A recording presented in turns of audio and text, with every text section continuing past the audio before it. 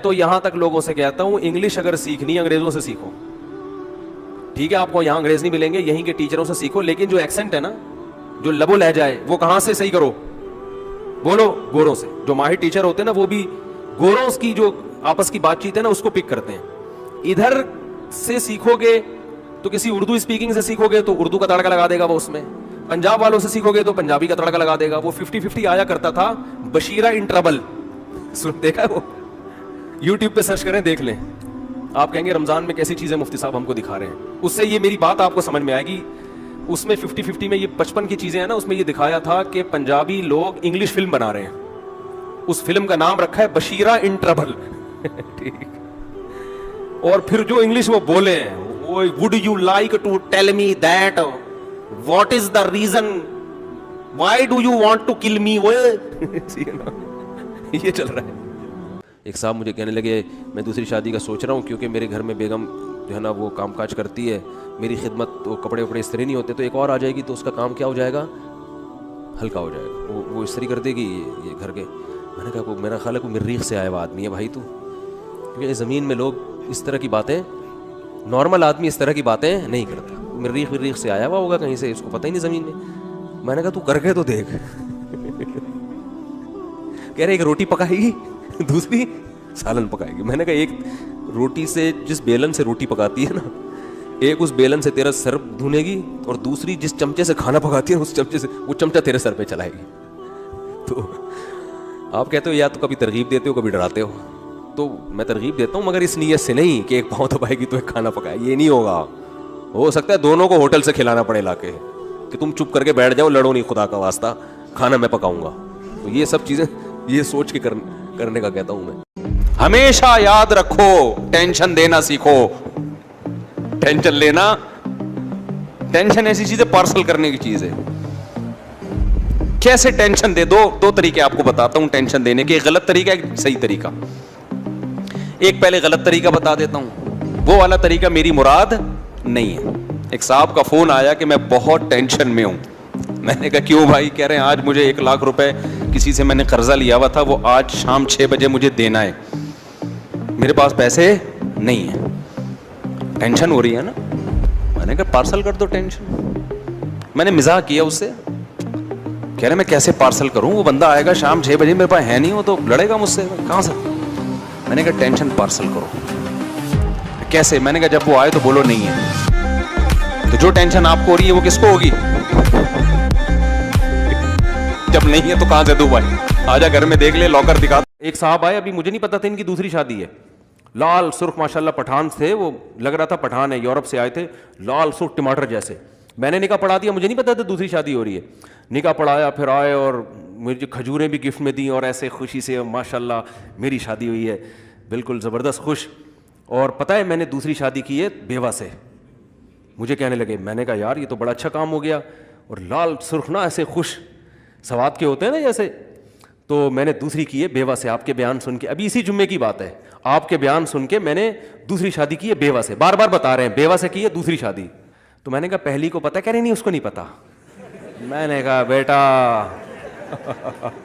मैंने कहा ये जो आप लाल टमाटर बने हुए हो ना अभी, ये जो आपके चेहरे पे सुर्खी आई हुई है, खुशी की लहरें, ये अभी जब पता चलेगा ये सारी खुशियां क्या हो जाएंगी? ये काफूर हो जाएंगी। टावर से सदर से टावर जो बसें जाती हैं, इनमें जेब कुतरे पहले बहुत हुआ करते थे, अब का मुझे नहीं पता। 90s की बात कर रहा हूं, जेब कुतरे उस वक्त बहुत होते थे। तो हमारे एक दोस्त अपना एक नया बटवा लेके, नया पर्स लेके इसी नीयत से चढ़े कि आज मैंने जेब कुतरे को पकड़ना है, आज मैंने उसको पकड़ना है।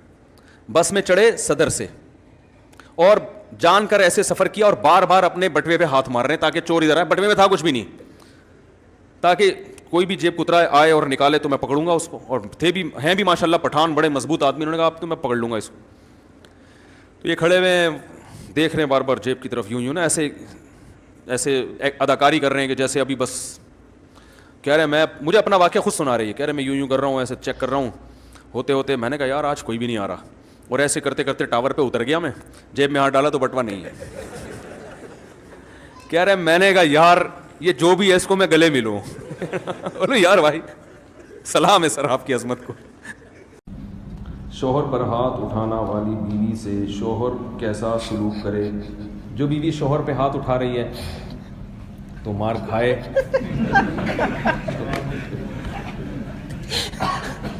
करे,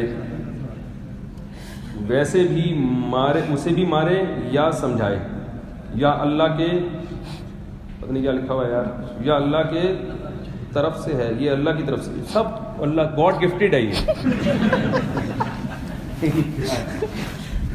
बीवी अगर मार रही है और आप मार खा रहे हैं तो ये गॉड गिफ्टेड है। इतना बर्दाश्त किसी में नहीं होती, ये बर्दाश्त की खोज कहाँ से मिली आपको? अल्लाह की तरफ से।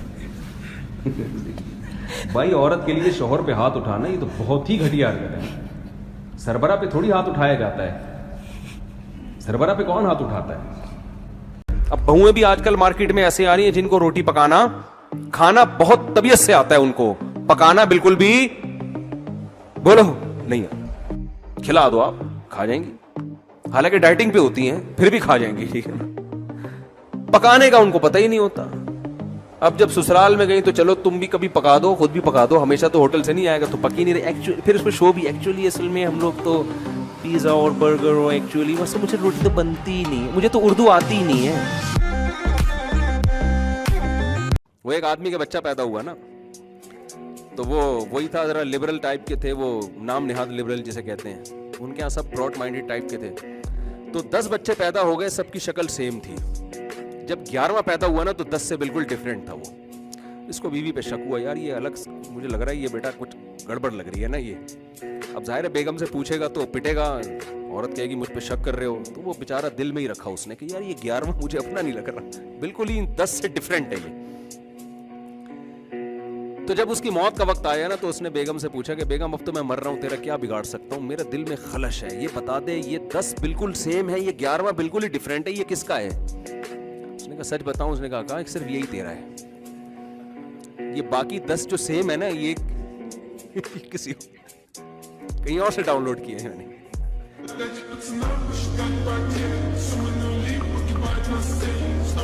वो एक आदमी ने अपनी बीवी से कहा, वो उसको बीवी अच्छी नहीं लगती थी, तो एक दिन बीवी ने खूब मेकअप किया, बहुत डिस्टेंपर के डब्बे खाली किए और बड़ी खूबसूरत साड़ी पहनी, बड़ी खूबसूरत चूड़ियां और बालियां और बहुत लशपश बन के आ गई। मियां ने कहा भाई क्या खूबसूरत चूड़ियां हैं भाई, वाह वाह वाह। बीवी बड़ी खुश कि आज तो मियां को मैं क्या हो गई, पसंद आ गई। कह रहे वाह क्या खूबसूरत बुंदे हैं बेगम। कह रही जी बहुत शुक्रिया आपका, थैंक यू। कह रहे बेगम काजल भी बड़ा लशपश। कह रही जी बहुत शुक्रिया, थैंक यू जी। बेगम आज पाजेब भी बड़ी खूबसूरत है, थैंक यू। आज तो साड़ी भी बड़ी खूबसूरत है जी, थैंक यू जी। अच्छी फिर भी नहीं लग रही। कहते मगर ये सारी चीजें अच्छी पहनी हुई है मगर तू अच्छी, तो इसलिए कहते हैं ना फैशन हर आदमी पे, इसलिए तो ब्यूटी पार्लर बने कि हर डिस्टेंपर हर एक के लिए नहीं होता।